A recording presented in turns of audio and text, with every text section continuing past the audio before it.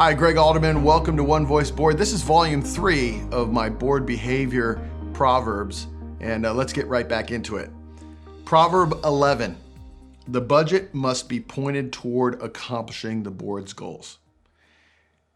This is hard for a lot of churches that have been around for a long time and have never connected their budgeting process to their goal development.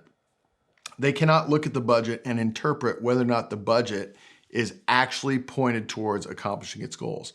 A lot of times, the budget's not pointed towards accomplishing goals because there are no goals that the budget would be pointed to in the first place. So the board hasn't done its work of saying, what are we called to do? How are we accomplishing it? How many resources are we going to put towards accomplishing these ends? That's the things that the board has to be focused on. If it's not going to happen. So when we think about the budget, when you go through the budgeting process, every time you ask the question, is this helping us accomplish our goals? And if it's not, or you can't answer the question, you need to take a harder look at that budget line item. In other words, what we call that policy line item. Here's Proverbs number 12. I love this one. Not all means are justified by the ends. Only those means that follow our principles are acceptable. Think about that. Not all means are justified by the ends. Only those means that follow our principles are accepted. You know, this is one is very common out there. The means justify the ends. I've used that before in previous training video that's actually a very common idea. And it seems to be running even more rampant in our day and age. As long as you're accomplishing your goal, it doesn't matter how you get there. Well, for us as Christ followers, that can't possibly be our way of thinking.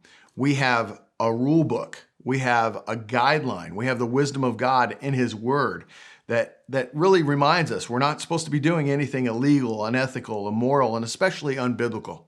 So we have guidelines that judge how we accomplish our goals.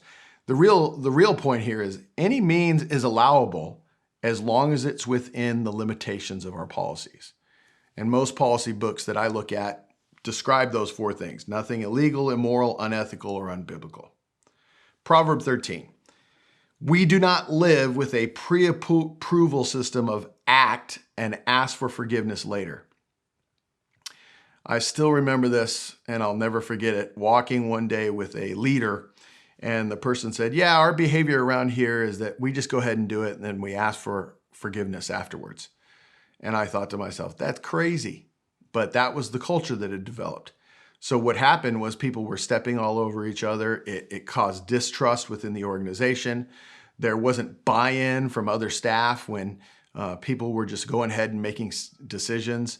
And it caused a deep rift and very conflicted environment. You know, we don't just act and follow through. Goals have to be described, prayed about, vetted. And whether that goal development is starting with the board or on a ministry team, it's the group that's working on the goal coming to agreement together that then goes ahead and acts.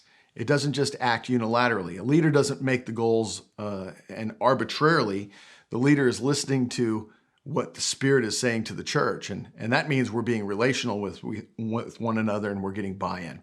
So we don't just go and act and then ask for forgiveness afterwards. Proverb 14, anything not placed off limits is allowable as a form of means. Think about that for a minute.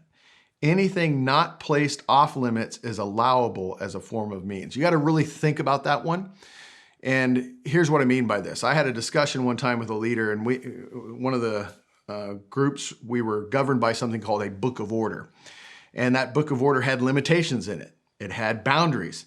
And this leader's idea was, unless it's described in the book that you can do it, you can't do it. And I was like, that's not how the book of order works. The book of order works to put a fence, a boundary around an area of ministry within which, as long as I'm not doing what's prohibited, I'm allowed to go and use that means to accomplish my goals.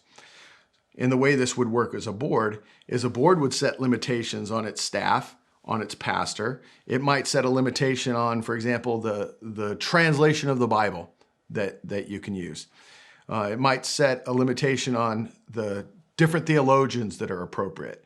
But if the theologians are not prohibited or the Bible translation is not prohibited, and in the interpretation of the pastor or the leader is within the principles defined by the organization, then that means is appropriate to use. This one can get a little tricky, and if you have some questions, reach out to me afterwards. Proverb 15. Everyone can talk to everyone, but only the board can instruct. This is super important, and I'm going to finish this with another proverb right after. But everyone can talk to everyone. This is so important. We need to talk to people outside of the board. We need to talk to people in the community. We need to talk to the staff. We need to talk to one another. We need to constantly be talking about the issues facing the board and listening. Then we need to realize, but when it comes to setting direction for the church, it's only the board, not the many voices out there, but only the board speaking with one voice that can instruct its staff in what it wants to accomplish.